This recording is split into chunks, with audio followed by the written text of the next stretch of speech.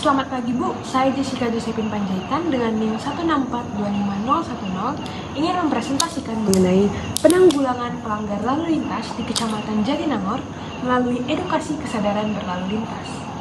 Yang pertama adalah latar belakang. Kawasan Jatinangor telah lama dikenal sebagai daerah rawan kecelakaan lalu lintas dengan tingginya jumlah insiden fatal yang melibatkan kendaraan bermotor. Seperti gambar yang kita lihat di sebelah, terdapat banyak sekali kasus yang melibatkan kendaraan bermotor.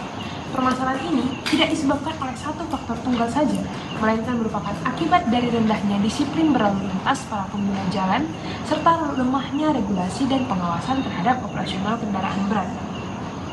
Tujuan dilakukannya penelitian ini untuk menganalisis faktor-faktor yang menyebabkan terjadinya pelanggaran lalu lintas di masyarakat, serta menilai sejauh mana edukasi kesadaran berlalu lintas melalui media sosial dapat berperan dalam menekan angka pelanggaran lalu lintas.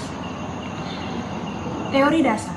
Menurut Undang-Undang Nomor 22 Tahun 2009 tentang Lalu Lintas dan Angkutan Jalan, lalu lintas didefinisikan sebagai pergerakan kendaraan dan orang di ruang lalu lintas jalan. Pasal 1 angka 2. Definisi ini menunjukkan bahwa aktivitas di jalan tidak hanya melibatkan kendaraan bermotor, tetapi juga seluruh pergerakan manusia yang memanfaatkan ruang jalan.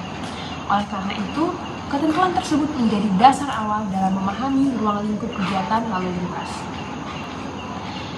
Metode dan teknik pengumpulan data. Metode dan teknik pengumpulan data yang kami gunakan yang pertama adalah observasi. Jatinangor merupakan kawasan dengan kondisi lalu lintas yang kompleks, sehingga dilakukan observasi untuk memperoleh gambaran umum mengenai perilaku pengguna jalan berdasarkan pengamatan langsung di lapangan. Berdasarkan pengamatan kami di lapangan, kami menemukan beberapa kasus yang sering terjadi di Jatinangor. Seperti yang pertama, tidak menggunakan helm. Yang kedua, banyaknya pengguna yang melawan arus. Dan yang ketiga, tidak memperhatikan rambu-rambu lalu lintas.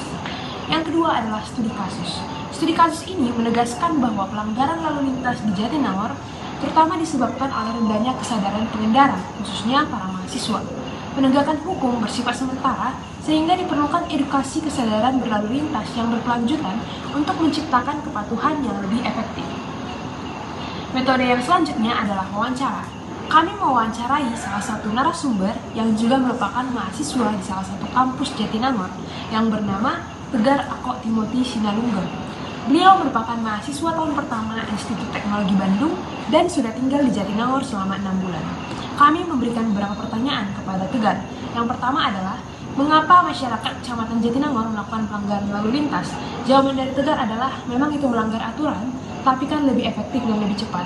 Tegar beranggapan bahwa para mahasiswa yang ada di Jatinangor memilih untuk melakukan pelanggaran lalu lintas untuk mempersingkat waktu, seperti melawan arus agar tidak terlambat ke kampus. Lalu pertanyaan yang kedua, efektivitas medsos dalam menanggulangi pelanggaran lalu lintas. Menurut Tegar, menempelkan poster-poster mungkin lebih efektif daripada media sosial. Tegar beranggapan bahwa edukasi di media sosial cenderung tidak disukai dan tidak akan diperhatikan oleh mahasiswa. Jadi lebih baik menempelkan poster-poster peringatan mengenai penggunaan dan peraturan lalu lintas.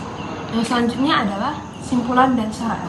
Simpulan, berdasarkan hasil pembahasan, dapat disimpulkan bahwa pelanggaran lalu lintas di Kecamatan Jatinangor disebabkan oleh berbagai faktor yang saling berkaitan dengan faktor manusia sebagai penyebab utamanya.